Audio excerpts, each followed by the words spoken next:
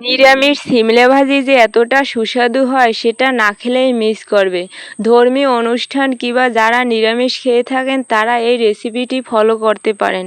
সম্পূর্ণ নিরামিষে তৈরি করা আর খেতে খুব সুস্বাদু লাগে। নমস্কার সবাইকে। আজকে আমি সম্পূর্ণ নিরামিষের একটি রেসিপি শেয়ার করব। এখানে আমি প্রথমে কতগুলো সিমলা পেড়ে আনলাম সকাল সকাল ভিটা থেকে। তারপর আমার যতটা লাগবে ততটাই আমি নিয়ে নিয়েছি। আর এখানে সেই সিমলাগুলো আমি বেছে নিয়েছি। আর দেখো সিমলাগুলো একদম ফুলা, তেমন বিচিগুলোও বতি হয়নি। আর এখানে আমি একটা নারিকেলের অর্ধেকটা পরিমাণ নিয়ে নেব। আর এই নারিকেলটা আমি কুড়িয়ে নিয়েছি। কোড়ানোর পরে আর এই নারকেলগুলো আমি বেটে নেব। আমার বেটে নেওয়া হয়ে গেছে।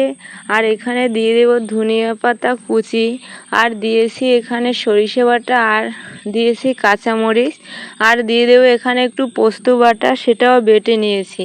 আর এখানে আমি তেল দিয়ে তারপরে গোটা কালো জিরা দিয়ে দিলাম আর কি পাঁচফোড়ন, তার ভিতরে দারচিনি অথবা তেজপাতাও দিয়ে দেওয়া যাবে, কিন্তু সেটা আমার হাতের দ্বারে ছিল না, তাই আর দিতে পারি নাই।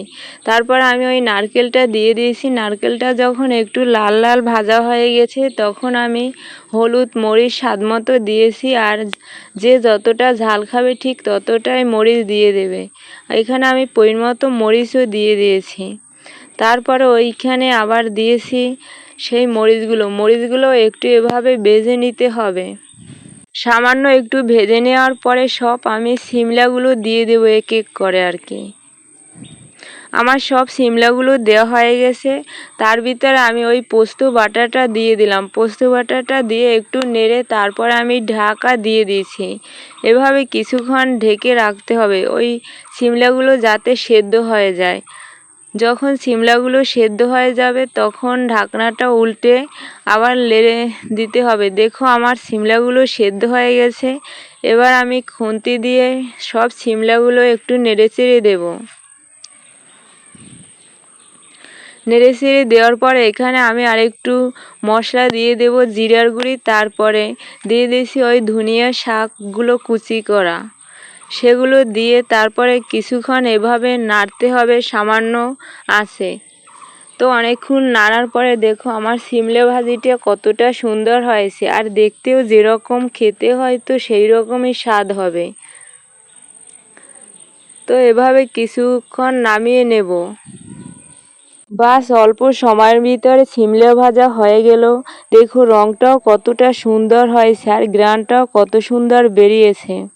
রেসিপিটি যদি তোমাদের ভালো লাগে তাহলে একটি লাইক দিয়ে সবার সাথে শেয়ার করবে, আর চ্যানেলটি সাবস্ক্রাইব করে পাশে থাকবে এরকম নিত্য নতুন রেসিপি পেতে। আর আর এভাবে তোমরাও একবার ট্রাই করে দেখবে কেমন হয়, দেখবে অনেকটাই সুস্বাদু। তো সবাই ভালো থেকো, সুস্থ থেকো, আবার দেখা হবে পরবর্তী ভিডিওতে। আজকের মতো বিদায় নিলাম, ধন্যবাদ সবাইকে। আর এই নিরামিষ রেসিপিটি খুব অল্প সময় তৈরি হয়ে গেল।